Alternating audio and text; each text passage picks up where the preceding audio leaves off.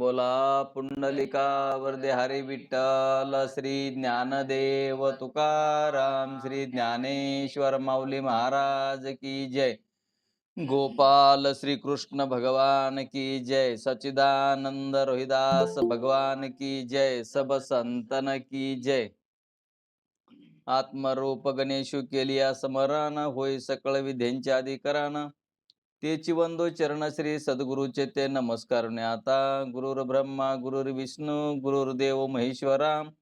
श्री गुरु साक्षात परब्रह्मेण तस्मेन श्री गुरुरे नमः. ओम हंस ब्रह्मा त्रिदत्त नारायण लक्ष्मण बलभीम सख्यानंद शांतामाई बंडोबा केरोबा श्रीपाद रामदास नारायण रोहिदास भगवान की जय. सब संतन की जय. तर आपला पॉइंट आजचा चाललेला आहे की 4 उपवेद आणि त्या उपवेदामध्ये आयुर्वेद, धनुर्वेद, गांधर्ववेद, अथर्ववेद याप्रमाणे 4 उपवेद आहेत. उपवेदाचे कर्ते ब्रह्मा प्रजापती, अश्विनी कुमार, धन्वंतरी इत्यादी आहेत. चरक, वाघ भट्टादी चिकित्साशास्त्रे आयुर्वेदांतर्गत आहेत. वात्सायन कृत कामशास्त्र ही आयुर्वेदांतर्भूत आहे. कारण कामशास्त्राचा विषय बाजीकरण, स्तंभनादी चरकाधिकांनी सांगितलेला आहे. आयुर्वेदाचा वैराग्योत्पत्ती विषय अभिप्राय आहे. कारण आयुर्वेदाच्या रीतीने औषध घेतले असता रोगाधिकांची निवृत्ती झाली तरी पुन्हा ते उत्पन्न होतात, म्हणून रोगेला लौकिक उपाय तुच्छ वाटतात. अशा रीतीने आयुर्वेदाचा वैराग्योत्पत्ती विषय अभिप्राय आहे. तसेच वैद्याने औषधदान केल्याने त्याला अंतःकरण शुद्धीद्वारा ज्ञान हे फल मिळते. तर इथपर्यंत आपलं कालचं झालं होतं. तर धनुर्वेदाचा कर्ता विश्वामित्र आहे. धनुर्वेद हे विश्वामित्र ऋषीनं परशुरामचंद्राला शिकवलेला आहे. त्यामध्ये मुक्त, अमुक्त, मुक्तामुक्त आणि यंत्रमुक्त याप्रमाणे 4 प्रकारचे आयुध सांगितलेले आहेत. तर युद्ध करते वेळेस कसं युद्ध करायचं आणि त्या शास्त्राची काय नाव आहे, तर ती नाव आहे ती मुक्त, अमुक्त, मुक्तामुक्त. आता हे मुक्त म्हणजे इथलं सकल दुःखाची निवृत्ती आणि परमानंदाची प्राप्ती, इथलं असं मुक्त नाही.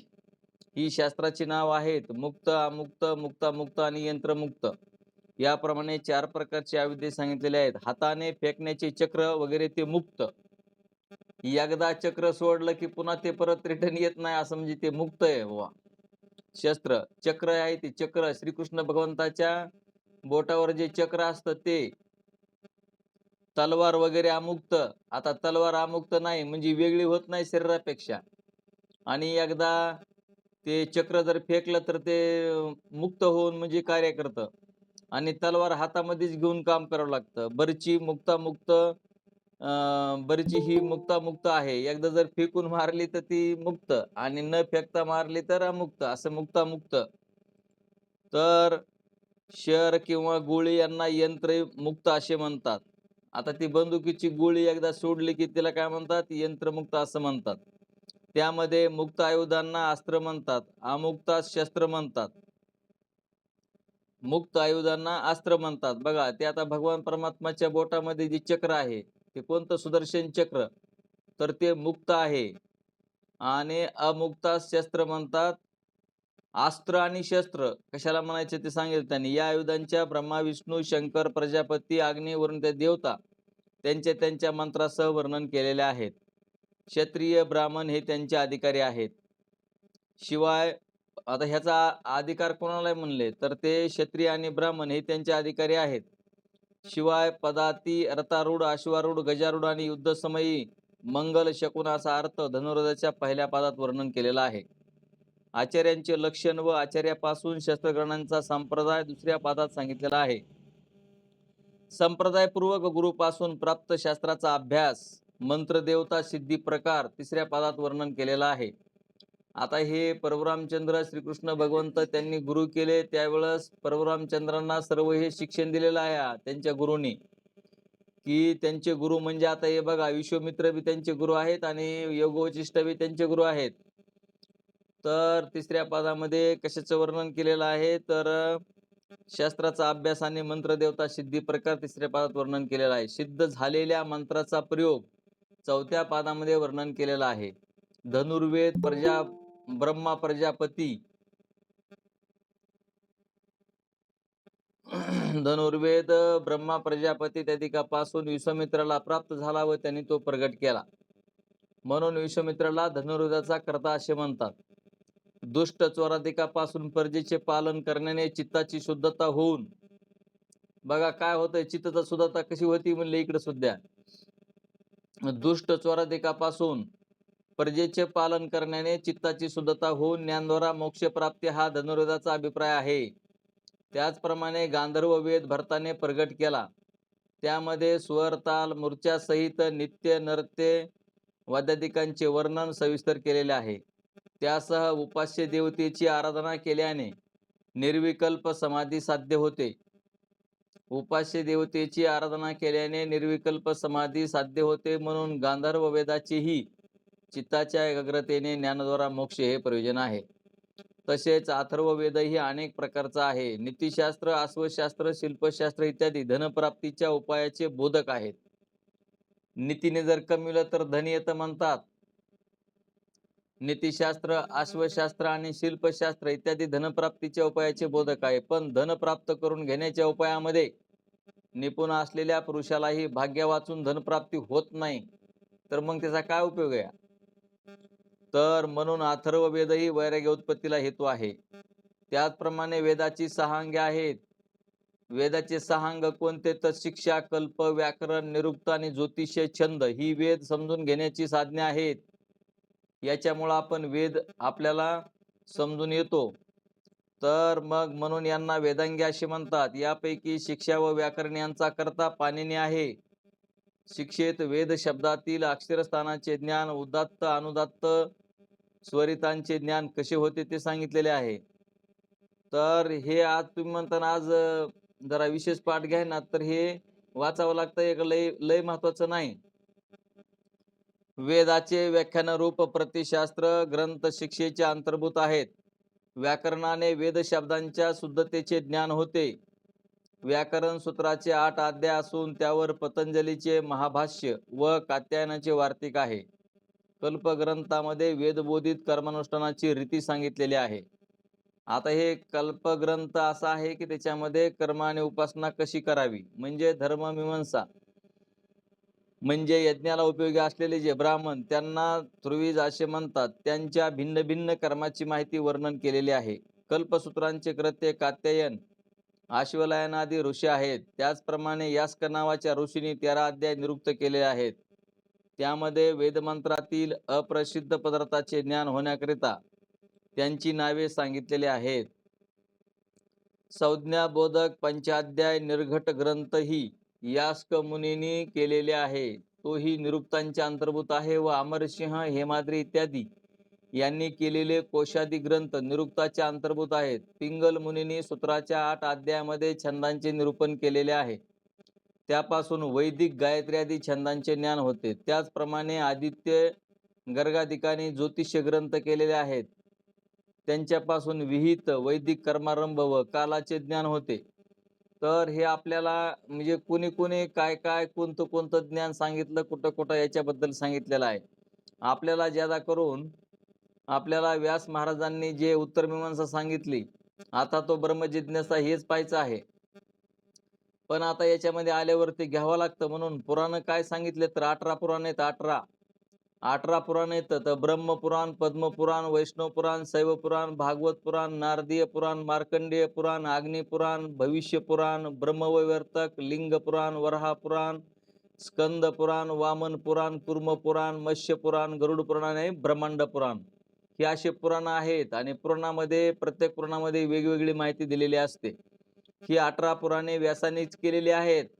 मग आता तुमचा असा पुढे प्रश्न येऊ शकतो की व्यासाने इकडे उत्तरमीमांसा सांगितले, ब्रह्ममीमांसा सांगितली आणि इकडे तर आता हे पुराण सांगितले. पुराणामध्ये सगळं वेगवेगळी माहिती असते. तर आता ते त्यांचं असं म्हणणं आहे, पुढे आता तुमचे येऊन जाईल. तरी तशी कालाधिक बहुत पुराणे आहेत. त्यातमध्ये उपपुराण, कालाधिक बहुत पुराणे त्यांना उपपुराण असं म्हणतात. भागवतामध्ये 2 आहेत म्हणले, वैष्णव भागवत आणि देवी भागवत. तर वैष्णव भागवत आणि दिव्य भागवत भागवतामध्ये या दोहोतही 12 स्कंद आणि 18,000 श्लोक संख्या सारखीच आहे. यामध्ये वैष्णव भागवत हे पुराण आहे आणि देवी भागवत हे उपपुराण आहे. पण व्यासकृत आहे म्हणून परमाने आहे. जशी पुराणे व्यासकृत आहेत तशीच काही उपपुराणे व्यासकृत आहेत. काही पुराणे पराशरादी सर्वज्ञ मुनिकृत आहेत म्हणून तीही प्रमाण आहेत. तर पुढं त्यांनी सांगितलं की आता ही न्याय मीमांसा धर्मशास्त्र वगैरे. तर न्यायमध्ये तसेच गौतमाने 5 अध्याय न्यायसूत्रे केलेले आहेत. त्यात युक्ती प्रधान आहे. युक्तीने पुरुषाची बुद्धी तीव्र होते. तिचा मनामध्ये उपयोग आहे म्हणून युक्तिप्रधान न्यायसूत्राचेही मननद्वारा वेदांतजन्य ज्ञानच फल आहे. आणि कनादी मुनिकृत 10 अध्याय वैषयिक सूत्रे असून त्यांचा न्यायामध्येच अंतर्भाव आहे. तर ही अशा पद्धतीची आपल्याला माहिती सांगितली जाते आहे का नाही. तर तर ध्यानात घ्या. तर आपलं मीमांसा चाललेलं आहे. मीमांसामध्ये 2 प्रकार आहे, की एक धर्ममीमांसा आणि एक दुसरी ब्रह्ममीमांसा. धर्ममीमांसा आणि ब्रह्ममीमांसा.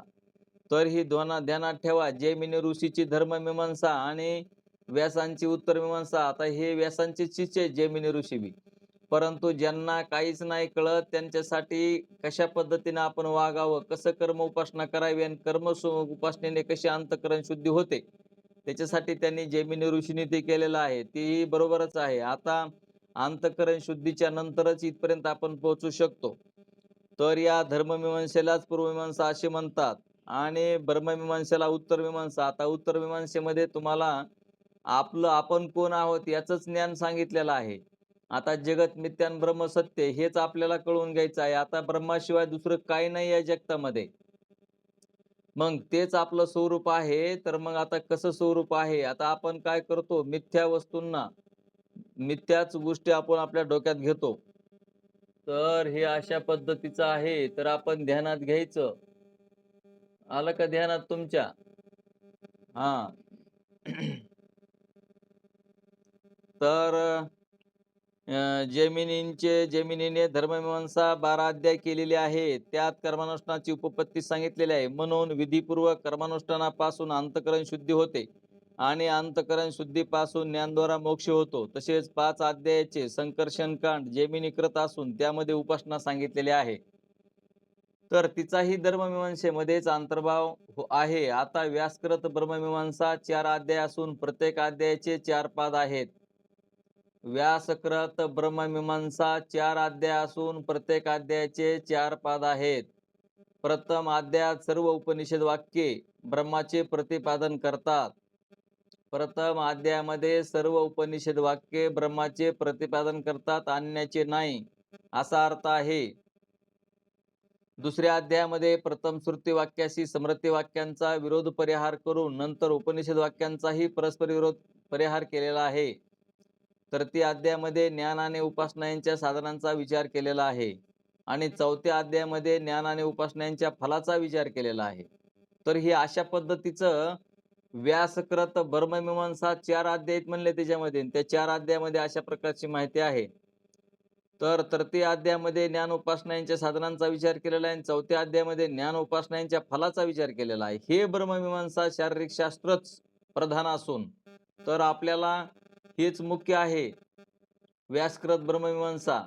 आणि या व्यासकृत ब्रह्ममीमांसा मध्येच सगळं ज्ञानेश्वरीचं, तुकाराम गाथा, एकनाथी भागवत, ज्ञानेश्वर माऊलींचे ग्रंथ, अमृतानुभव, चांगदेव पासष्टी हे सगळं याच्यामधलंच आहे सगळं. हे ब्रह्ममीमांसा शारीरिक शास्त्र प्रधान असून मुमुक्षुला हेच चिंतनीय आहे. तर मुमुक्षुनी ब्रह्ममीमांसाच पाहिजे. ब्रह्ममीमांसेपेक्षा दुसरं आपल्याला बघण्याची जरुरी नाही. जरी व्याससूत्रावर अनेक भाष्य व व्याख्यान रूप ग्रंथ आहेत, तरी श्री शंकराचार्य करत भाष्यरूप व्याख्यानच मुमुक्षु चिंतनीय आहे.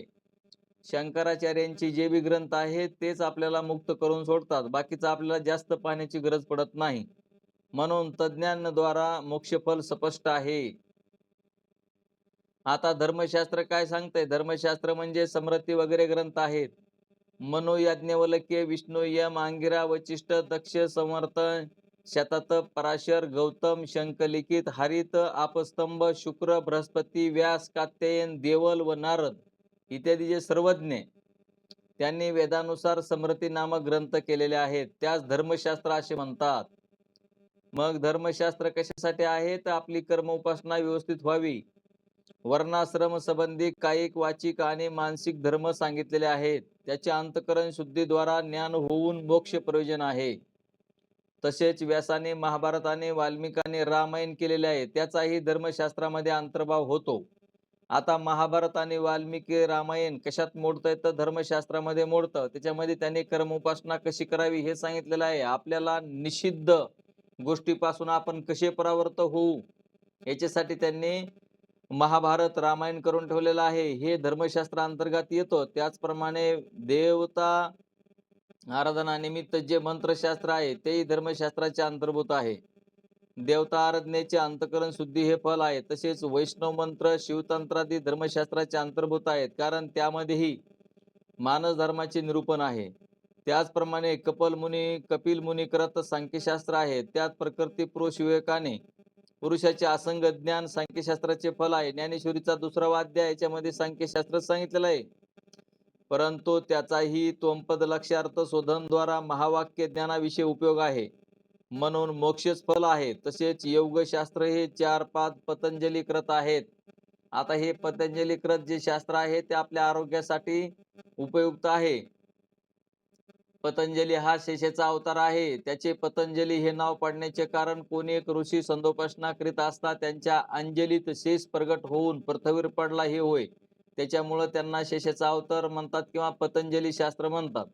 शिवाय हे पतंजलीने शरीराचा रोगमल निवृत्त होण्याकरिता चिकित्सा ग्रंथ आणि अशुद्ध शब्द उच्चारण रूप वाणीच्या मलनाशाकरिता पाणिनीच्या व्याकरणावर महाभाष्य केलेलं आहे.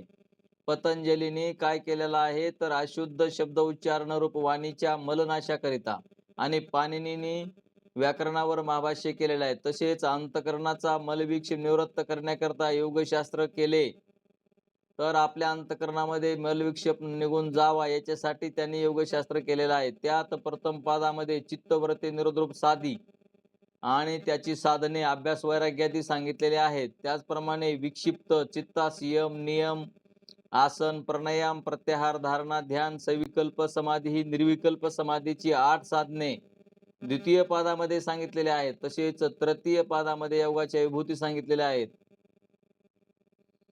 चतुर्थ पादामध्ये योगाचे फल मोक्ष सांगितलेले आहे. अशा रीतीने योगशास्त्र ही ज्ञान साधन जे निधिध्यासन तत्प्राप्तीद्वारा मोक्षास हेतू आहे. आणि शारीरिक सूत्रामध्ये सांख्ययोगाचे जे खंडन आहे ते उपनिषदावरून विरुद्धार्थाच्या व्याख्यानाचे खंडन आहे, मूलसूत्राचे नाही.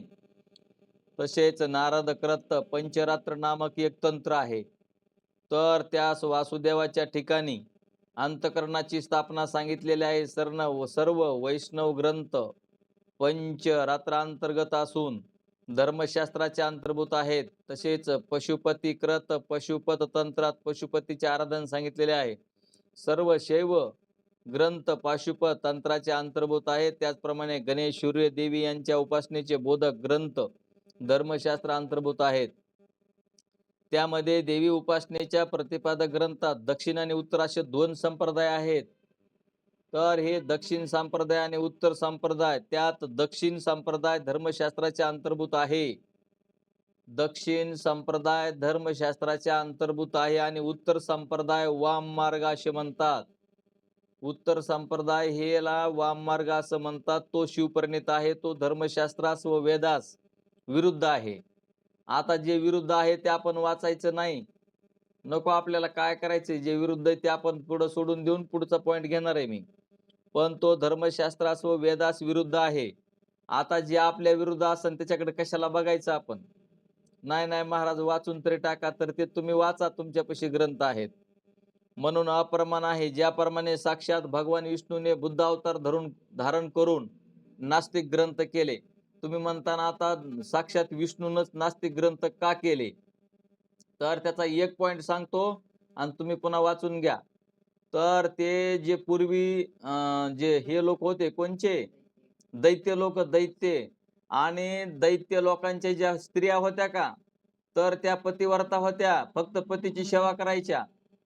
त्या अशा नव्हत्या की कोणावर बी मन घालायचं आणि काही करायचं, अशा नव्हत्या. त्या पतिव्रता होत्या आणि पतिव्रताची सत्ता देवावर सुद्धा चालते. त्याच्यामुळं दैत्यांचा म्हणजे त्याच्या म्हणजे त्यांचा विजय होत होता त्यांच्यामुळं. कुणामुळं? त्यांच्या पत्न्यामुळं. त्यांच्या पत्न्या एकवचनी एक पत्नी अशासारख्या होत्या. तर त्याच्यामुळं त्यांचा विजय व्हायचा आणि मग ते देवांना सुद्धा हरवीत होते ते दैत्य लोकं. म्हणून भगवान विष्णूनेच म्हणजे देवानेच बुद्धाचा अवतार धारण करून नास्तिक ग्रंथ केले आणि त्यांना वेगळ्या मार्गाने जायला शिकविलं. कुणाला? त्यांच्या पत्नीकडून सुद्धा चुका झाल्या पाहिजेत आणि चुका झाल्याशिवाय भगवंताला आपल्याला शिक्षा देता येत नाही. आणि त्याच्यामुळं त्यांच्याकडून चुका करून घेतल्या आणि उलटा मार्ग शिकविला आणि उलटा मार्ग शिकून मग दैत्यावर विजय मिळविण्यासाठी, कारण दैत्य लोक दुसऱ्यांना जगू देत नाहीत चांगल्या लोकांना, आणि त्याच्यामुळं मग त्या भगवान विष्णूनेच बुद्धाचा अवतार धारण करून त्यांना चुकीच्या गोष्टीचं मार्गदर्शन करून त्याच्याप्रमाणे वागायला लावलं आणि मग दैत्यावर विजय मिळविला देवांनी. कारण भक्ताचं रक्षण करण्यासाठी भगवान परमात्मा काहीही करू शकतो. तर हे ध्यानात घ्या, कशासाठी त्यांनी नास्तिक ग्रंथ केले. तुम्ही म्हणता भगवान विष्णू असताना नास्तिक ग्रंथ कसे काय करतात? तर ते अशा पद्धतीनं सज्जनांचं रक्षण, दुर्जनांचा नाश, त्यांना असं करण्यासाठी त्यांना असं करता येतं भगवंताला. म्हणून त्यांचा कशा पद्धतीने नाश करायचा आहे म्हणून हे पॉइंट लिहिले आहे. त्याच्या पुढचा मी आता बघा, याप्रमाणे वामतंत्राचा सर्व व्यवहार, आता मी थोडंसं वरी थोडं लिहिलंय ते वाचलं नाही. याप्रमाणे वामतंत्राचा सर्व व्यवहार इहा आणि परलोकापासून भ्रष्ट करणार आहे. आता वामतंत्र म्हणजे भ्रष्ट करणार आहे मनुष्याला. दादा आम्हाला दिसत नाही, दादाचं नुसतं डोकं दिसायलंय. याप्रमाणे वामतंत्रांचा सर्व व्यवहार इह आणि परलोकापासून भ्रष्ट करणारा आहे. कानपाटे, जोगी, अवधूत, गोसावी, संन्यासी, ब्राह्मणादी या वाम मार्गाचे सेवन करतात. तर ते बघा, ध्यानात घ्या. काही लोक आता कसे असते ते, मग आपल्याला वाटतं कानफाटे आले, आपल्या दारापुढून फिरायला लागले, आपल्याला वाटतं लय मोठे महाराज आले. तर हे डोक्यात ठेवा, ते सगळे फसविणारे असतात. कोणाच्या बी नादाला लागू नका. तर त्याच्यामुळं सद्गुरूच करावं लागतो. सद्गुरूकडूनच हे शिकावं लागतं. अन्यथा कोणी शिकवित नाही देवाच्या गोष्टी.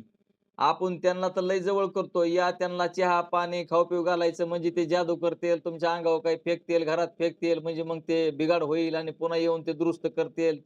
त्यांना काही 10-5 द्यावं लागतील. तर मग हे असे कानफाटे, जोगी, अवधूत, गोसावी, संन्यासी, ब्राह्मणादी म्हणजे काय असते, ब्राह्मण जातीतले बी असतील काय, समजा ब्राह्मणादी म्हणतात ते, या वाम मार्गाचे सेवन करतात. हे वाम मार्गाची बी भक्ती करणारे भरपूर लोक आहेत, म्हणजे स्वतःचा बिघाड होतो या वाम मार्गाने गेल्यावर. तर मग परंतु तो मार्ग वेद निंदित आणि लोकनिंदित आहे. असा मार्ग आहे जे कसा आहे, मार्ग वेद निंदित आणि लोकनिंदित आहे म्हणून गुप्त ठेवतात. फार काय सांगावे, वामतंत्रांचा प्रकार ऐकून मलेच्यांच्या अंगावरही काटा येईल. एकंदरीत वामतंत्र सर्वथा त्याज्य आहे. मग आता हे वामतंत्र त्याज्य जर असेल तर मग आपण ते कशाला वाचायचं, आहे की नाही? म्हणून नास्तिक ग्रंथकार आणि त्यांची मते, आता हे काय पॉइंट चाललाय, नास्तिक ग्रंथकार आणि त्यांची मते. आता नास्तिक कोणाला म्हणायचं, नास्तिक कोणाला म्हणायचं ते एका शब्दात सांगतो अगोदर, एक वाक्यामध्ये. ज्यांना ज्ञानाची आवड आहे, ज्यांना परमात्म्याची आवड आहे, ज्यांना ज्ञान समजून घेऊन भगवंताची प्राप्ती काय आहे ते कळून घेण्याची इच्छा तयार होते, तर त्यांना आस्तिक म्हणायचं. ज्यांना ज्ञानाची आवड नाही, ज्यांची श्रद्धा नाही, ज्यांचा विश्वास नाही, आम्हाला देवाची गरज नाही, आम्हाला सर्व काय मिळतंय, असे म्हणणारे हे नास्तिक. ज्ञानाची आवड नसणारे नास्तिक आणि ज्ञानाची आवड असणारे, ज्ञान म्हणजे वेद, वेदाची आवड असणारे आस्तिक आणि वेदाची आवड नसणारे नास्तिक.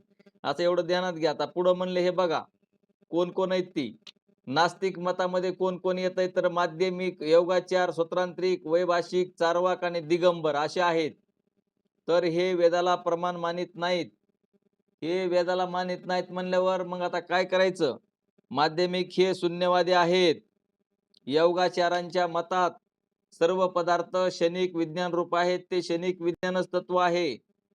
स्वतंत्रिक मतामध्ये बाह्य पदार्थ वाचून विज्ञानाचा आकार होत नाही, म्हणून बाहेरचे पदार्थ अनुपमेय आहेत, ते प्रत्यक्ष नाहीत व क्षणिक आहेत. वैभाषिकांच्या मतामध्ये बाहेरचे पदार्थ क्षणिक असून प्रत्यक्ष प्रमाणांचे विषय आहेत. ही चारी मते सुगताच्या शिष्याची आहेत. देहालाच आत्मा मानणारे त्यांना चार्वाक असे म्हणतात. त्यांच्या मतात बाहेरचे दिसणारे पदार्थ सर्व स्थिर असून देह हाच आत्मा आहे. दिगंबराच्या मतात देहाहून आत्मा भिन्न असून देह परिमाणा इतकेच त्याचे परिमाण मानतात. म्हणजे आता ही आपापले मत मांडणारे लोक, त्यांचं अशा रीतीने नास्तिक ग्रंथकाराच्या मतामध्ये देखील बारीक सारीक गोष्टी त्याच्यातल्या त्यात फार विलक्षणता आहे. सर्व वेदविरोधी आणि नास्तिक आहेत म्हणून त्यांच्या मताचे उत्पादन आणि खंडन फार लिहिलेले नाही. आता काय वाम मार्ग किंवा वेगळा मार्ग म्हणल्यावर काय त्यांचं मत मांडायचं आणि काय करायचं. वाम मार्ग आणि नास्तिक मताचे ग्रंथ संस्कृत भाषेत आहेत, पण ते वेदबाह्य आहेत म्हणून अप्रमाण आहेत. ती सोडून वेदानुसार विद्येची प्रस्थाने अष्टादशच आहेत, ती वर सांगितलेली आहेत. आणि ममटाधिकृत साहित्य ग्रंथ आणि कालिदासादी काव्य ग्रंथही आहेत. त्यापैकी काहींचा धर्मशास्त्रात व काहींचा कामशास्त्रात अंतर्भाव आहे. सर्व अष्टादश प्रस्थाने ब्रह्मज्ञानाद्वारा मोक्ष हेतू आहेत. तर ध्यानात घ्या, सर्व अष्टादश प्रस्थाने हेच आपल्याला ब्रह्मज्ञानद्वारा मोक्षास हेतू आहेत. हीच उत्तरमीमांसा असा तर्कदृष्टीने सर्व शास्त्राविषयी निश्चय केलेला आहे. जो तर्कदृष्टी होता तिसरा मुलगा त्या राजाचा, तर त्या तर्कदृष्टीने असा शास्त्राविषयी ज्यांचं म्हणणं काय आहे त्याचा निश्चय केला. जिज्ञासूला उत्तरमीमांसा ग्राही आणि बाकी सर्व त्याज्य. जिज्ञासून म्हणजे मुमुक्षून काय ध्यानात घ्यायचं ते डोक्यात घ्या. जिज्ञासूला उत्तरमीमांसा ग्राही आहे आणि बाकी सर्व त्याज्य आहे. तर हे डोक्यात ठेवा. उत्तरमीमांसा म्हणजे आपलं चाललेलं ही ज्ञानेश्वरी, एकनाथी भागवत, तुकाराम गाथा, तुमची गीता, अमृतानुभव, चांगदेव पासष्टी, योग वशिष्ठ, हे असे जे ग्रंथ आहेत आणि ते आपल्याला उत्तरमीमांसा आहे त्याच्यामध्ये. आणि ते उत्तरमीमांसा व्यासानेच लिहिलेले आहे आणि 18 पुराण सुद्धा व्यासानेच लिहिलेले आहेत. मग ते इथं असं का तिथं तसं का, मग असे आपल्याला प्रश्न पडतील. म्हणून त्यांनी या विचारसागरामध्ये सर्व शास्त्रांचा अभ्यास करून निश्चलदासजींनी आपल्याला हे लिहून ठेवलेलं आहे. तर म्हणले जिज्ञासूला एक उत्तरमीमांसा सोडून बाकी सर्व त्याज्य आहे, असे भगवान व्यासाने व भाष्यकार भगवान शंकराचार्यांनी स्पष्ट सांगितलेले आहे. उत्तरमीमांसेशिवाय इतर सर्व शास्त्रे मोक्षोपयोगी नाहीत, अशा तऱ्हेचा तर्कदृष्टीचा निश्चय आहे.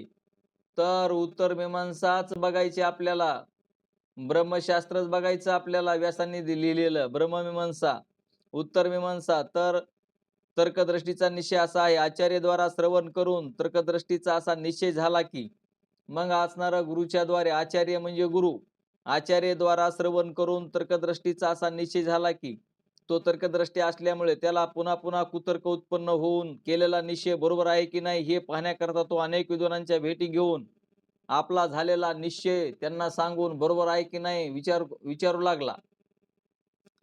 काय काय माणसं कसे असते, समजा की बाबा तर्कदृष्टीचं कामच तसं आहे की ते म्हणतो आता हे गुरुनं शिकवलंय, पण आता गुरुनं आम्हाला खरं सांगितलंय का नाही हे दुसऱ्यांना विचारायचं.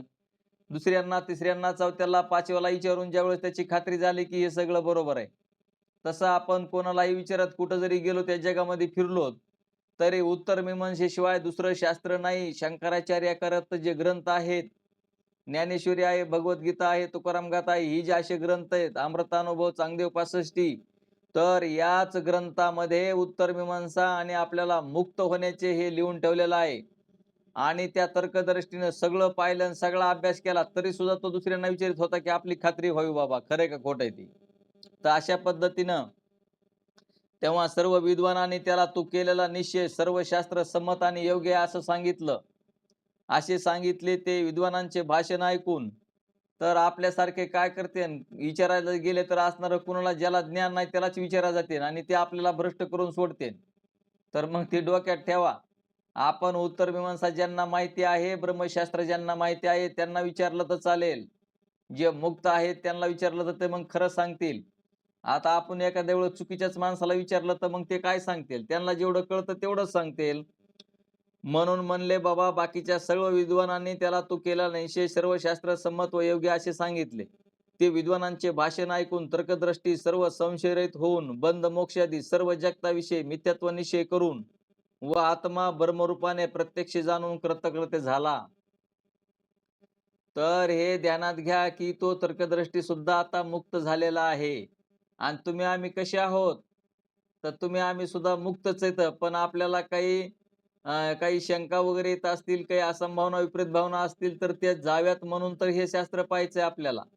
आपण सुद्धा मुक्तच आहोत. तर्कदृष्टी आपल्या वडिलास भेटण्यास जातो. पुढे उरलेल्या प्रारब्धाने त्याला आपण लवकर घरी जाऊन आपल्या वडिलांना व मातोश्रीला भेटावे अशी इच्छा उत्पन्न झाली. तो तर्कदृष्टी म्हणले मुक्त झाल्याच्या नंतर त्याला वाटलं की आता आई वडिलांची आपण भेट घ्यावी. तर अशी इच्छा झाल्यावर कृत्य झाल्यानंतर पुन्हा त्याला इच्छा कशी उत्पन्न झाली असे कोणी म्हणेल. आता बघा तर ते म्हणे तर मुक्तच झाला म्हणे तो. आता मुक्त झाल्यावर म्हणले आई वडील कसे खरे झाले मग, आणि त्याला आई वडिलाला भेटायची इच्छा कशी झाली. तर त्याचा देह जरी ज्ञान झालं तरी मिथ्या देह असतो. मिथ्या देहाचं प्रारब्ध राहिलेलं असतं. त्या प्रारब्धानं पुढचं कार्य होत असतं. त्याच्यामुळं त्याच्यावर काही शंका घेण्याचं कारण नाही. कारण देह आहे तोपर्यंत मिथ्या देह, मिथ्या शास्त्र, मिथ्या सर्व आहे, मिथ्या गुरु. ध्यानात ठेवा. आता हे सर्व शास्त्र सुद्धा मिथ्याच आहे, पण मिथ्याने मिथ्याची निवृत्ती करण्यासाठी हे जगत्रय मिथ्या सांगितलं. मग मिथ्या जगत्रय सांगण्यासाठी मिथ्या शास्त्र पाहिजे, मिथ्या गुरु पाहिजे. पण आता याच्यामध्ये तुम्हाला 3 सत्ता सांगितलेल्या आहेत. प्रतिभाषिक सत्तामध्ये प्रतिभाषिक सत्तेतलंच पाहिजे, व्यावहारिक सत्तेमध्ये व्यावहारिक सत्तेतलंच पाहिजे, आणि तुमची परमार्थिक सत्ता आहे तर परमार्थिक सत्तेमध्ये आपण ब्रह्मरूप आहोत. व्यावहारिक सत्तेमध्ये आपल्याला या सर्व गोष्टीची गरज आहे, म्हणून गुरु करावा लागतो. तुम्ही म्हणता मग मिथ्या गुरु करून काय आम्हाला प्राप्ती होईल. मिथ्या गुरुनं मिथ्या असणारं सर्व नाशिवंत जगत हे कसं आहे तर दृश्य आहे. ते दृश्य असल्या कारणानं देह दृश्य, जगत दृश्य.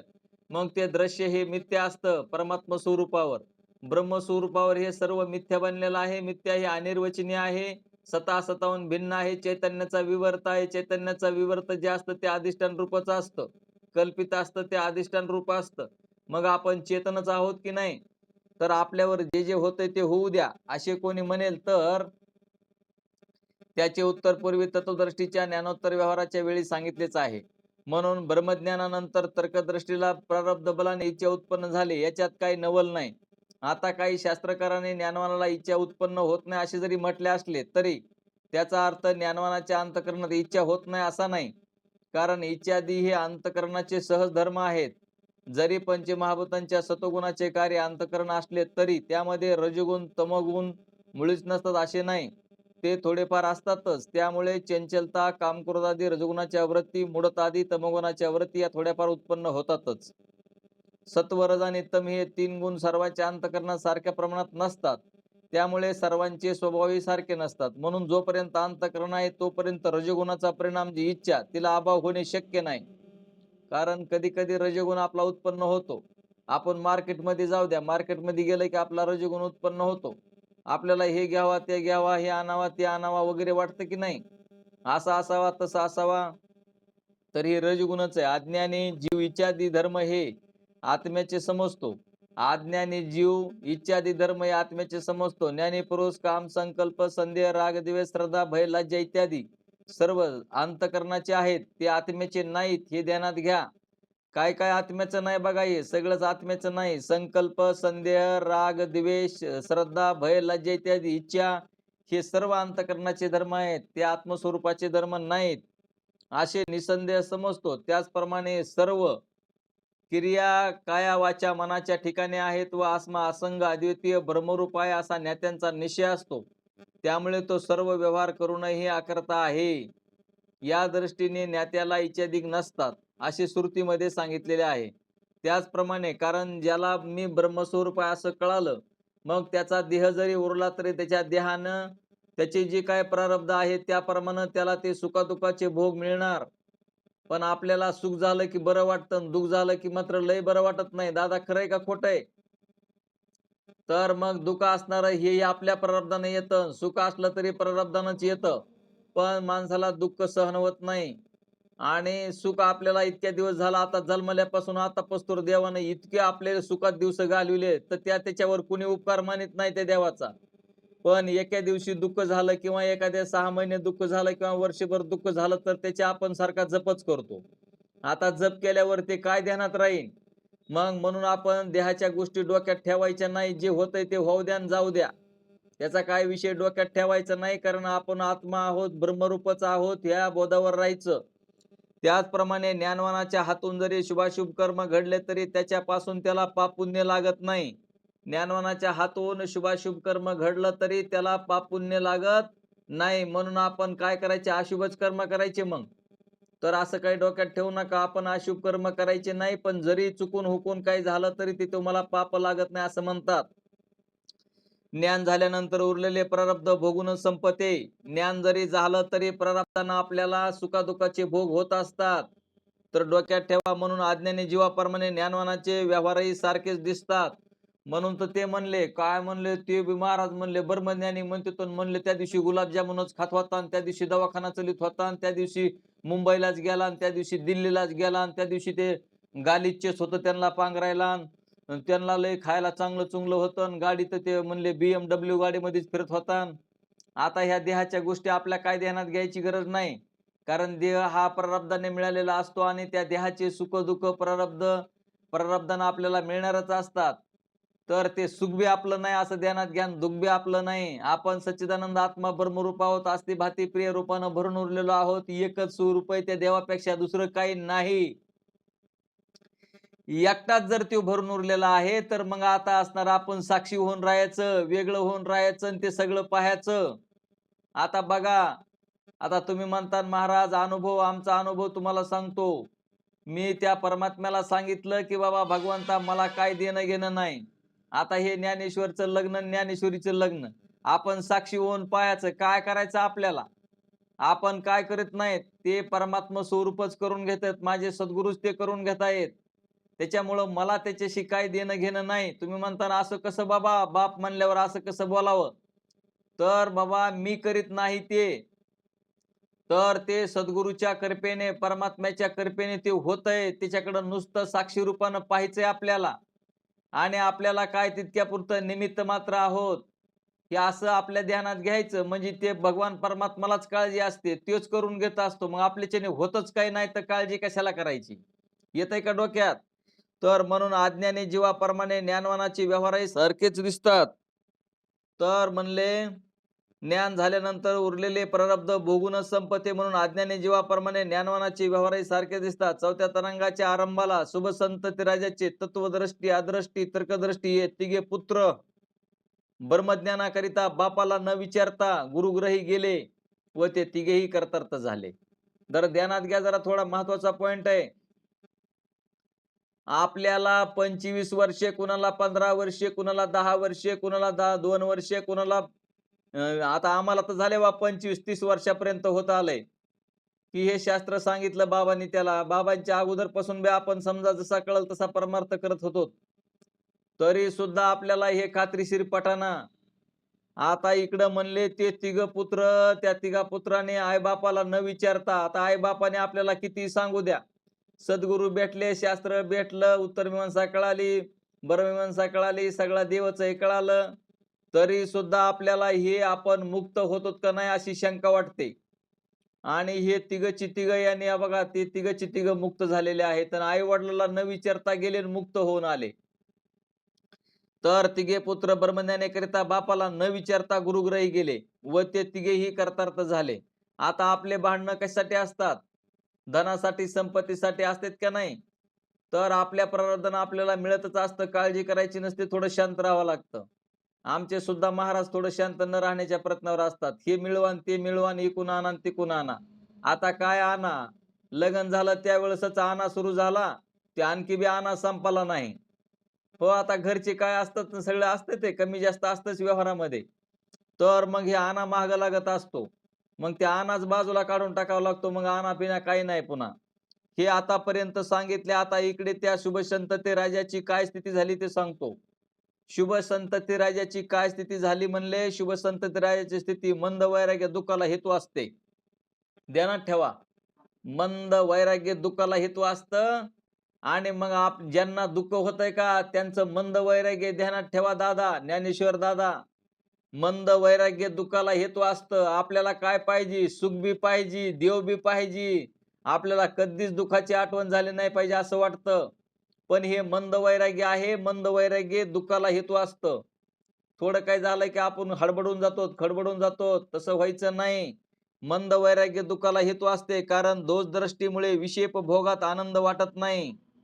आता काय असतंय, तर मंद वैराग्य असलं का, मंद वैराग्य एक तर विषय सोडा बी वाटत नाहीत आणि विषय असावा बी वाटत नाहीत, आणि त्याच्यामुळं तुम्हाला सांगतो मग ते विषयात खरं तर सुख बी वाटत नाही, आणि ते विषय असले तरी त्याचा काही उपयोग वाटत नाही. म्हणजे आपल्याला कडक वैराग्य नसतं, आणि ते मंद वैराग्य असल्यामुळे विषयात बी आनंद नाही आणि परमार्थात बी आनंद नाही. तर मग आता काय स्थिती होईल, तर ज्ञानेश्वर दादा अशी स्थिती होते.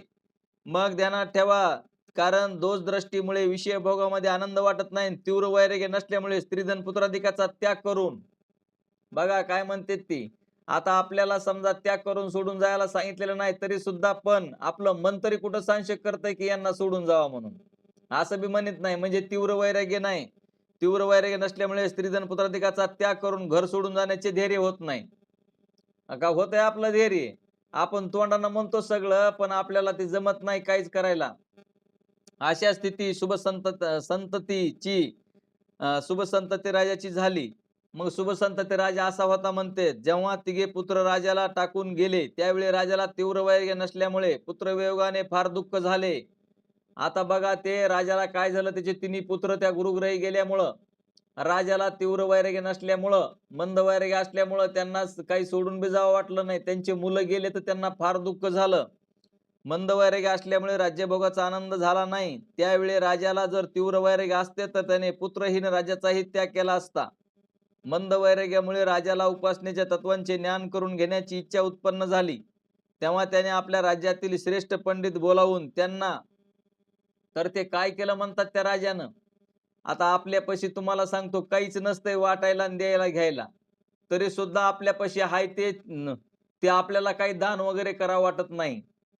पण आता इथं ह्या राजानं म्हणले काय केलंय ते बघा. त्या राजाने म्हणले, त्यांना काय झालं तर वैराग्य उत्पन्न झालं, तेव्हा त्यांनी आपल्या राज्यातील श्रेष्ठ पंडित बोलावून त्यांना सर्वश्रेष्ठ ज्ञानस्वरूप सर्व शक्तिमान आपल्या भक्तांचे रक्षण करणारा असा देव कोणता, त्याचे वर्णन मला सांगा, असा प्रश्न केला. म्हणजे त्यांनी सर्व राज्यांचा त्याग करून आता तो ज्ञान संपादन करण्यासाठी राजा निघालेला आहे, म्हणून त्यांचे पुढे मत सांगितलेले आहेत. तर मला वाटतंय आजचा पाठ आणखीन थोडाफार घेऊ का राहू देऊ? टाइम आता बघा 43 मिनिटं झालेले आहेत. तर थोडं, आता आमचे महाराज, आमचे गृहमंत्री आणि आमचे सांगलीचे साहेब म्हणतात आता आटपून टाका, मग आता घेऊन टाकतो आता. नाही म्हणजे आपल्या टायमापुरतं घेतो. तर ते म्हणते विष्णू उपासकाचं मत, आता ही विष्णूची पूजा करणारे ध्यानात घ्या. आपली पूजा कोणाची, आपली पण विष्णूचीच आहे, पण आपण विष्णू पुराण नाहीत पाहत. आपण विष्णूच्या स्वरूपाची पूजा करतो, आणि हे विष्णूची पूजा करणारे म्हणजे विष्णूची मूर्ती करायची, विष्णू पुराण वाचायचं, माझा मी विष्णूचा आहे म्हणायचं. आता इथं बघा काही लोक म्हणजे महादेवाची सेवा करतात, ते म्हणतात आम्ही महादेवाचे, आमचा धर्मच आहे महादेवाचा असे म्हणणारे. काही लोक म्हणतात विष्णूची पूजा करणारे, काही गणपतीची पूजा करणारे, असे वेगवेगळे लोक आहेत. तर मग ते काही देवदेवच करीत नव्हते, म्हणून ते म्हणले विष्णूला जे मानणारे लोक आहेत त्यांना विष्णूची पूजा करा, जे महादेवाची पूजा करणार आहेत, महादेव आवडतो तुम्ही महादेवाचीच करा, कुणी गणपतीची करा. म्हणजे ज्याला जे जे देवाची सेवा करायची त्यांनी तेवढ्यात तरी परवर्त व्हावं, निषिद्ध वागू नये याच्यासाठी. तर आपण, तुम्ही म्हणता ना आपण काय करायचं, मग आपण विष्णूची सेवा करतो का महादेवाची का ब्रह्मदेवाची, कुणाची नेमकी करतो का गणपतीची करतो? तर आपण ज्यांनी विष्णूने ज्याची पूजा केली, विष्णूचं जे स्वरूप आहे, महादेवाचं जे स्वरूप आहे, गणपतीचं जे स्वरूप आहे, जे साधू संतांचं जे स्वरूप आहे, त्या स्वरूपाची पूजा करायची आपण. कारण एकाची पूजा केली म्हणून म्हणले, जाणतेने गुरु भजिजे तेने कृत कार्य होईजे जैसे मूळ सिंचने सहज शाखा पल्लव संतोषती. तर हे का माऊली ज्ञानोबारायने ववी घेतली? मूळ म्हणजे काय, तर चैतन्य आहे, सर्वांचं मूळ आहे चैतन्य. म्हणजे विष्णूचं जे मूळ आहे ते चैतन्यच, महादेवाचं मूळ आहे ते चैतन्य, गणपतीचं मूळ आहे ते चैतन्य, आणि ते तुमचं आमचं बी चैतन्यच आहे. तर ध्यानात घ्या विष्णूच्या उपासकाचे मत. आता विष्णूच्या उपासकाचं मत सांगायले, याप्रमाणे राजाचा प्रश्न ऐकून प्रथम विष्णू उपासकाने राजाला असे सांगितले की सर्व देवामध्ये वासुदेव श्रेष्ठ असून शंकर, ब्रह्मदेव, गणपती, सूर्यदेवी सर्व देवतांच्या आज्ञेत वागतात. म्हणजे विष्णूला श्रेष्ठ म्हणले, विष्णूची उपासना करणारे काय म्हणतात, तर हे बाकीचे जे देव आहेत का, वासुदेव श्रेष्ठ असून शंकर, ब्रह्मदेव, गणपती, सूर्य आणि देवी हे विष्णूच्या अंडर राहतात म्हणते ते. म्हणजे विष्णूची सेवा करणारे जे आहेत ते म्हणतात हे सगळे त्याच्या खालचे सगळे, असं म्हणतात बघा ते. आणि ते म्हणले विष्णूच्याच आज्ञेमध्ये वागतात. त्या विष्णूपासून सर्व जगत उत्पन्न होते, त्यातच अनेक अवतार धारण करून तो भक्तांचे रक्षण करतो, असे सर्व उपनिषदे भारत पुराणातील ग्रंथात सांगितलेले आहे. ज्याने भक्तांच्या कल्याणाकरता शंख, चक्र, गदा, पद्म हे हातात नित्य धारण केलेले आहे व जो कृपाळू आहे तो विष्णू सर्वांचा उपास्य आहे. म्हणजे ते म्हणतात विष्णूची पूजा करणारे विष्णूचीच पूजा करायला पाहिजे. शंकर विष्णूचे उत्तम भक्त आहेत. बघा ते शंकर सुद्धा विष्णूचेच भक्त आहेत म्हणतात. म्हणजे हे कुणाचं मत आहे? विष्णू पुराणाचं, विष्णू उपासकाचं. तर म्हणले हे तो विष्णू सर्वांना उपास्य आहे. शंकर विष्णूचे उत्तम भक्त आहेत म्हणून तो सर्वांना उपास्य नाही. जो स्वतःच अमंगल सेववत असून, बघा आता ते कसे नाव ठेवतात दुसऱ्याला ती. आता विष्णूचे भक्त म्हणते ते महादेव कसा आहे म्हणतात महादेव. तर म्हणले तो स्वतःच म्हणले अमंगल आणि सेववत असून भस्म आणि डमरू हे ज्याचे ऐश्वर्य, तो दुसऱ्याचे काय कल्याण करणार. बघा ते महादेवाला कसे नाव ठेवतात ते विष्णू उपासक. ते महादेव म्हणते स्मशानातच राहतो, डमरूच लावतो, भस्मच लावतो आणि ते काय दुसऱ्याचं उद्धार करीन असं म्हणतात. हे त्यांचा मुलगा विलक्षण रूपाचा जो गणपती. आता ते म्हणले त्यांचा मुलगा जो गणपती आहे, कुणाचा? महादेवाचा ना मुलगा तो गणपती. तर त्याचप्रमाणे अतिनिंदित कपट दोषाची खाणी जी देवी, बघा आता देवी कशी म्हणले अतिनिंदित आहे, म्हणले कपट दोषाची खाणी आहे जी देवी. तसेच एकाच ठिकाणी स्थिर न राहता सतत भ्रमण करणारा जो सूर्य, सूर्य तर काय म्हणले ते केव्हा स्थिरच नसतो, म्हणले सारखाच भ्रमण करतो. म्हणजे विष्णू उपासकाचं मत आहे सूर्य जागेवरच असतोय पण ते त्याला बी कळत नाही ना. तर सूर्य देवताच्या सूर्य फिरतो का परतवी फिरती, तर परतवी फिरती, सूर्य फिरत नाही, सूर्य जागेवरच असतो, ध्यानात घ्या. सूर्य या देवतांच्या ठिकाणी आपल्या भक्तांचे कल्याण करण्याचे सामर्थ्य नाही. म्हणून या सर्वांची उपासना टाकून भगवान विष्णूचीच उपासना करणे योग्य आहे, असं यांचं मत आहे विष्णू उपासकाचं. यांचं मत कळालं आता. आता शिव उपासकाचं मत आहे. महादेवाची सेवा करणाराचं काय मत आहे ते बघा, डोक्यात घ्या जरा. वरील प्रमाणे विष्णू उपासकाचे भाषण ऐकून आता ह्या महादेवाचं स्वरूप काय चैतन्य आहे ते न ध्यानात घेता, न कळून घेता, मग आपण त्यांच्या ह्याने म्हणायचं महादेव म्हणजे कसा चित्रावर काढलेला, नाग गळ्यामध्ये बांधलेले, जटा घेतलेला, याच्यावर चंद्र काढलेला, त्याच्यातून गंगा फिरायलेली, असं जे रूप आपल्याला दिसतंय तर त्यालाच महादेव म्हणतात. मग आता हे महादेव म्हणणाऱ्यांचं मत काय ते बघा. महादेवच आमचा महादेव म्हणजे मोठा देव, याच्यापेक्षा दुसरा श्रेष्ठ देव दुसरा कोणी नाही. तर वरील प्रमाणे विष्णू उपासकाचे भाषण ऐकून शिव उपासकाला राग आला. आता तुम्ही सांगा ना, आपल्या देवाचं वर्णन करायचं आणि दुसऱ्याच्या देवाला नावं ठेवायची, मग आता या महादेवाचे जे उपासक आहेत का त्यांना लय राग आला. आता राग येऊन काय म्हणले बघा, अहो जो जो मागेल ते त्याला देऊन आपल्या भक्ताचे कल्याण करणारा शिवासारखा या जगात दुसरा देव कोण आहे. अरे आमचा बोहळा महादेव आहे, त्याला मागितल्या बरोबर तर देतोय म्हणले, ह्याच्यासारखा दुसरा कोणचा मोठा देव आहे. ज्या शंकराने आपले सर्व ऐश्वर्य विष्णूला देऊन स्वतः अंगाला भस्म लावून चर्म कपाल हाती घेऊन समसनात वास्तव्य केले, अरे म्हणले आमच्या महादेवानंच तर दिलेलं आहे सगळं ऐश्वर्य म्हणले विष्णूला. आणि मग आमचा महादेव म्हणले वैराग्यवान आहे म्हणले, ते समशानात जाऊन बसला म्हणले. मग काय करायचंय म्हणले, दिलंय तर आमच्या महादेवानं दिलेलं आहे म्हणले विष्णूला. या आपल्या वागण्यावरून शंकराने वैराग्यासारखा आनंद नाही. आता आमच्या शंकराकडे काय वैराग्य म्हणतात, ते शमशानामध्ये जाऊन राहतात. आपल्या काशीपुरीत मरणाऱ्या जीवांना महान दुःखदायक गर्भवासातून मुक्त करून भक्तांना तो सायुज्य मुक्ती देतो आणि भक्तांना मुक्त करतो म्हणतात महादेव. तसाच अद्वैत उपदेश करून ब्रह्मप्राप्ती करून सुद्धा देतो. याप्रमाणे उच्च नीच असा भेद न पाहता भक्तास मुक्ती देणारा शंकराचार्यासारखा भोळा दाता कोण आहे. तर महादेवाला भोळा शंकरच म्हणतात ना. तर विष्णू कपटी असल्यामुळे बघा ते म्हणतात काय, विष्णू कपटी आहे. विष्णू कपटी असल्यामुळे आपल्या भक्तांचे रक्षण करतो आणि बाकीच्यांचा नाश करतो. तर विष्णू म्हणले स्वतःच्या भक्ताचं रक्षण करतो आणि बाकीच्यांचा नाश करतो. म्हणून आमचा शंकरच उपास्य आहे, शंकराचीच पूजा केली पाहिजे, शंकराच मानलं पाहिजे. आणि विष्णू त्यांचा उपासक आहे आणि विष्णू सुद्धा म्हणले त्या महादेवाचीच पूजा करतोय, सगळं ऐश्वर्य ते म्हणले महादेवाचंच घेतलेलं आहे म्हणले त्यानं.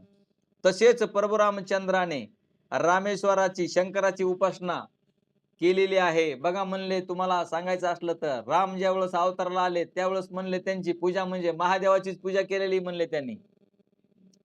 म्हणून त्यांना युद्धामध्ये यश आलं म्हणले. महादेवाची पूजा नसती केली तर म्हणले यश आलं असतं काय प्रभू रामचंद्राला. असे स्कंद पुराणामध्ये भगवान व्यासांनी सांगितलेले आहे. आता हे सुद्धा कोणी सांगितलं? भगवान व्यासांनी सांगितलं. त्याचप्रमाणे भारत व पद्मपुराणात विष्णूचे श्रेष्ठत्व सांगितलेले आहे. त्याचे तात्पर्य भिन्न आहे. भारतीय युद्धामध्ये अश्वत्थाम्याने नारणास्त्राचा आणि आग्नेयास्त्रांचा प्रयोग केल्यामुळे पुष्कळ सैन्यांचा नाश झाला, पण पांडवातील कोणीही मेला नाही. म्हणून अश्वत्थाम्याने रथाचा त्याग करून धनुर्वेद गुरूंचा धिक्कार केला व तो वनात जाऊ लागला. तेव्हा भगवान व्यासाने त्यास उपदेश केला की तू धनुर्वेदांचा व गुरूंचा धिक्कार करू नकोस. तर ध्यानात ठेवा, गुरुचा धिक्कार केल्यावर तर त्यांना काय फल मिळालंय तर ते आता ते कोण होते ते अश्वत्थामा माहिती ना तुम्हाला. तर मग त्यांनी अशा प्रकारचं तिच्याकडून पातक घडल्यामुळं तो आतापर्यंत बी आणखीन डोक्यातून त्यांच्या ते मनी कोणता ते श्रीकृष्ण भगवंतांनी काढून घेतला आणि त्यांना आतापर्यंत बी शाप दिलेला आहे भगवंतानं. कलियुग संपेपर्यंत असाच म्हणजे दुःखानं पीडितच असणार तो राशील. आणि आता सध्या तो आहे म्हणतात. आता आपण काय थोडंच पाहिलेलं आहे, पण आहे म्हणतात आता बी. तर म्हणून असणार म्हणले तुम्ही धनुर्वेदाचा आणि गुरुचा धिक्कार करू नकोस म्हणले. भगवान व्यासाने सांगितलं कारण अर्जुन आणि कृष्ण दोघे नरनारायण रूप असून त्यांनी शिवाची फार भक्ती केलेली आहे. अर्जुनानं आणि कृष्णानं शिवाची भक्ती केलेली आहे म्हणजे शिवाच्या स्वरूपाची भक्ती केलेली आहे. शिवाचं स्वरूप म्हणजे ज्याचं त्याचं स्वरूप असतं. प्रत्येकाचं आपलं आपण सगळे शिव स्वरूपच आहोत. म्हणजे आपण महादेव रूपच आहोत, विष्णू रूपच आहोत. महादेवाचं, विष्णूचं, गणपतीचं जेवढे देव असतील त्या देवांचं स्वरूप म्हणजे एकच आहे, चैतन्य. कारण अर्जुन आणि कृष्ण दोघे नरनारायण रूप असून त्यांनी शिवाची फार भक्ती केलेली आहे. म्हणून भक्तीच्या अधीन होऊन साक्षात भगवान शंकर त्यांच्या रथाच्या अग्रभागी राहिला असून तर बघा म्हणले महादेवानंच रक्षण केलेलं आहे. कुठं रक्षण केलेलं आहे? युद्धामध्ये. त्या महाभारताच्या ध्वजस्तंभावरी वानरू अशी कुठंतरी ववी आहे बघा. तर हे महादेवाचा अवतार म्हणजेच हनुमंताचा अवतार आहे. हनुमंत महादेव एकच आहे, ध्यानात ठेवा. तर शंकर सुद्धा, हनुमंतराया सुद्धा त्यांच्या पुढं त्यांची सेवा केल्या असल्यामुळं तर त्यांनी रक्षण केलेलं आहे. आणि तुमचं आमचं सुद्धा रक्षण परमात्माच करतोय. पण कशा पद्धतीने करतोय हे दिसत नसल्यामुळे आपल्याला तसं वाटतं की आमचं कुठं देव रक्षण करतोय. अरे देवाने नाही आपलं रक्षण केलं तर आपण 1 मिनिटभर बी राहू शकत नाहीत. 1 मिनिटभर सुद्धा आपण राहू शकत नाही. पण आपल्यातला ताठपणा सोडला पाहिजे, आपल्यातला अहंकार सोडला पाहिजे, आपल्यातला गर्व काढून टाकला पाहिजे. तिळभर होय अभिमान तो मेरू पर्वता समान मायबाप ध्यानात ठेवा. असणारं हे शरीर जड असतं, मग आपल्याला गर्वपणा, अहमपणा, मीपणा कशाला यावा, ताटपणा कशाला ठेवावा. नम्र झाला भूतातेने कोंडिले अनंत मायबाप ध्यानात ठेवा. तर कधीच म्हणले आपल्याला मीपणा येऊ नये. मीपणा कोणाचाच राहिला नाही, रावणासारख्याचा राहिला नाही तर आपला कसा राहील. तर साक्षात भगवान शंकर त्यांच्या रथाच्या अग्रभागी राहिला असून तो तुझ्या अस्त्राचा आणि सामर्थ्याचा नाश करतो. म्हणजे महादेवानं त्यांचं रक्षण केलेलं आहे म्हणतात अर्जुनाचा आणि श्रीकृष्ण भगवंताचं रथावर थांबून. तर अशा पद्धतीनं या महाभारतातील प्रसंगावरून नारायणाची म्हणजे कृष्णांची विभूती आता कशामुळे सांगितलं तर तो युद्ध सोडून चालला होता अश्वत्थामा. कारण माझ्या गुरुनं शिकवलं, गुरुचा धिक्कार करायला लागला. अरे कशामुळे गुरुचा धिक्कार करायला लागला तर सगळं हे देवाचं सृष्टी आहे, देवानं निर्माण केलेले आहे, त्याच्याकडे आहे ना सगळं. त्याच्या शास्त्राचा उपयोग झाला नाही म्हणून तो तसा सराब म्हणजे गुरुची निंदा करून तो सोडून चालला होता. म्हणून त्याला ते सांगितलं की हे काय प्रकार आहे तर नरनारायणाचा अवतार आहे, ते भगवंताचे अवतार आहेत. जिथं चूक असेल तिथं ते बरोबर करतात, जे सत्य असेल तिथं बरोबर करतात. तर अशा पद्धतीनं तर ते रक्षण करतात आपलं सगळ्यांचं. या महाभारतातील प्रसंगावरून नारायणाची म्हणजे कृष्णाची भूती महादेवाच्या शंकराच्या कृपेने उत्पन्न झाली हे सिद्ध होते. म्हणून ग्रंथामध्ये विष्णूच्या ऐश्वर्याचे कितीही प्रतिपादन केले असले तरी या महाभारतातील प्रसंगावरून विष्णू शिवभक्त आहे हे सिद्ध होते. ज्या शिवाच्या भक्तीने विष्णूला सेवत्व येते तो शिवच परमशिव आहे असे अप्पय्या दीक्षिताने तात्पर्य काढलेले आहे. मग हे असे म्हणतात की मग ह्यांचं जे म्हणणं आहे ते बघा आमच्या महादेवाशिवाय ह्यांचं भागत नाही म्हणतात म्हणून आमचा महादेवच मोठा आहे. मग असे येता म्हणतात हे अप्पय्या दीक्षिताने तात्पर्य काढलेले शिवाय इतरांना नुसते देव म्हणतात पण आमच्या देवाला तर महादेव म्हणतात म्हणले. आणि फक्त शंकरासह महादेव म्हणतात. यावरून महादेवच शिव ठरतो. तसेच समुद्र मंथनाच्या वेळी उत्पन्न झालेले विष भक्षण करून सर्वांचे रक्षण महादेवानेच केलेले आहे. गणपती सर्व विघ्नांचा नाश करतो असे म्हणतात पण गणपतीच्या अंगी असणारे सर्व गुण शिवाचेच आहेत. कारण कार्यात कारणाचे गुण असतात असा नियम आहे. कार्यात कारणाचे गुणस असा नियम आहे. नारद पंचरात्र मिथ्या असल्याचे अपयादिशितांनी परिमल या ग्रंथामध्ये सिद्ध केलेले, याकरता शिवच सर्वांना शिव आहे असं शिवोपासकाचं मत आहे. बोला पुंडलिका वरदे हरी विठ्ठल. श्री ज्ञानदेव तुकाराम श्री ज्ञानेश्वर माऊली महाराज की जय. गोपाल श्री कृष्ण भगवान की जय. सच्चिदानंद रोहिदास भगवान की जय. सब संतन की जय. आत्मरूप गणेशु केलिया समर विश्वात्मकी देवी आता